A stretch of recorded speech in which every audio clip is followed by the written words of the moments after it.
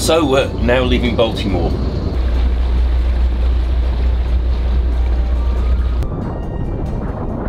Clear Island is the outermost of the islands protecting Baltimore Bay. It's part of the country's Gaeltacht, the Irish-speaking regions, and the most southerly inhabited land in Ireland.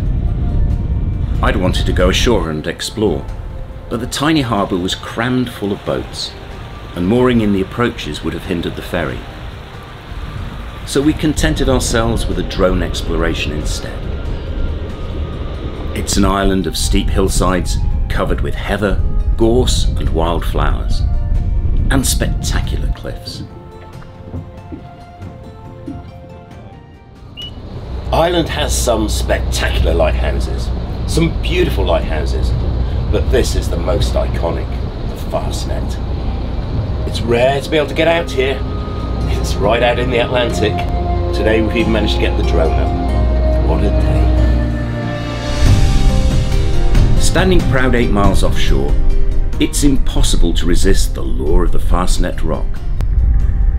It's Ireland's most southerly lighthouse, and the last part of Ireland that 19th century Irish emigrants, escaping the potato famine, would have seen as they sailed, hoping for new lives in America.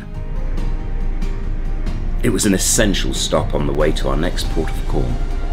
The only boat to venture out here today, Cecienne, in the background, is totally dwarfed by the giant structure.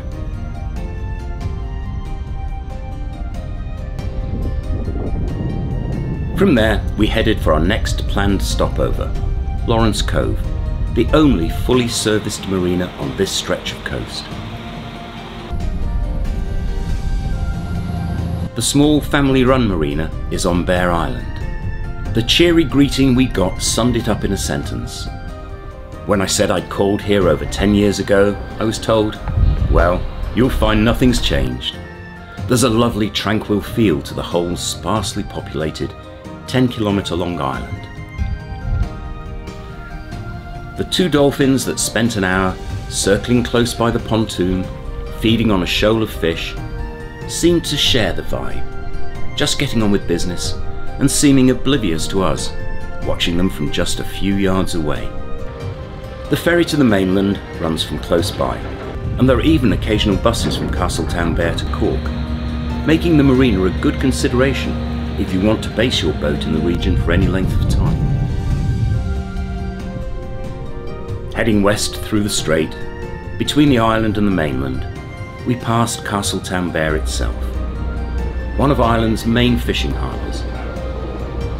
In fact, it's the largest fishing port in the country, and claims to be one of the safest natural harbours in the world. The seas off Southwest Island are rich with life, and a great fishing ground, not only for huge ocean-going trawlers, but also for the small inshore boats. Outside the strait, the coast is rugged and wild. Cutting through Dursey Sound, which separates Dursey Island from the mainland, you pass under an unusual feature, Ireland's only cable car. Used as much for transporting livestock as visitors to and from the island, it's a great experience. How often do you get a chance to cross part of the Atlantic by cable car? On the northern shore of the Kenmare River lies Sneem Harbour, a beautiful lonely mooring between tree-shrouded shores.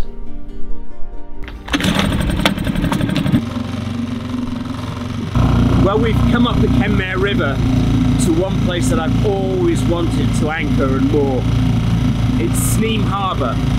There are 3 visitors moorings here, and as you can see, although it's the middle of July, the height of the season, it's been great weather all week, not a soul on them apart from us.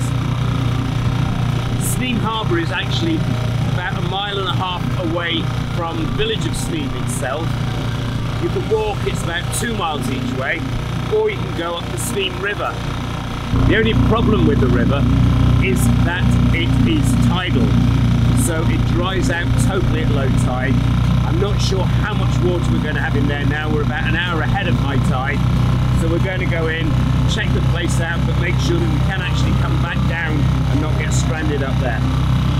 It's also very different to anywhere else we've stayed in Ireland. only is it quiet, there's no town or harbour here. It's surrounded by trees. Oh, there's the river. It's surrounded by trees, which is very unusual on this coast. Very unusual indeed.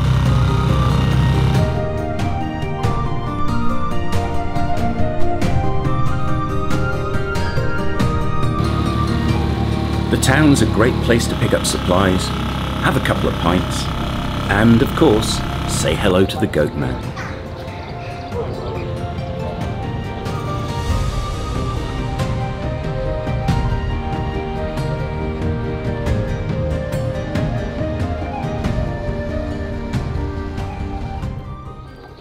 Well, this has been a very special day for me. It's been the culmination of a dream I had some 50 years ago, and a promise I made to myself that one day I would actually come into this harbour with my own boat. Because when I was 17, I came to Ireland for the first time with a couple of friends, and we stayed just here in the boathouse alongside the pier, and it's then that my love affair with the ocean started. I'd never really seen the ocean until then. We'd had a few family holidays, but I never really got acquainted with it. And here, I just fell in love with the sea. I learnt to scuba dive here. I borrowed some diving equipment from an old fisherman who actually was diving illegally for crayfish, and I taught myself to dive right underneath where we are in the boat now. I got a summer job on the tourist boats, taking people out to the Skellig Islands. And I also discovered Guinness. I discovered Irish music and singing. And I had an amazing time. It was the formative time of my life, really, because I guess if I hadn't fallen in love with the ocean here, nothing else that happened would have followed. I wouldn't have moved to Cornwall, I wouldn't have been into boats, I wouldn't have been into scuba diving. So it was really the formative time of my life. You could almost say that my life really started when I was 17, and it really started that summer here in Derrynane Harbour. And when I was here, I always said to myself that one day, I would come back here in my own boat. And it's taken 50 years, and I've realised that dream. And the conditions couldn't have been better. Glass calm, beautiful. What a way to realise a dream. The place has lost none of its charm and magic for me. And as evening arrived and the visitors disappeared, tranquility again fell over the harbour. And it was time to make a poignant visit to my closest friend from those halcyon days, who now lies in the graveyard on Abbey Island.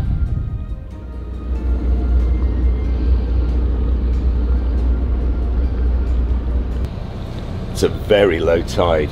It's never the easiest of harbours, but at the moment it's probably the spring tide, so it's going to be a real squeeze to get out, I think. Yeah, it's about as shallow as it gets. I think we just have to inch our way out. So many rocks exposed that you very rarely see at all. But they're there.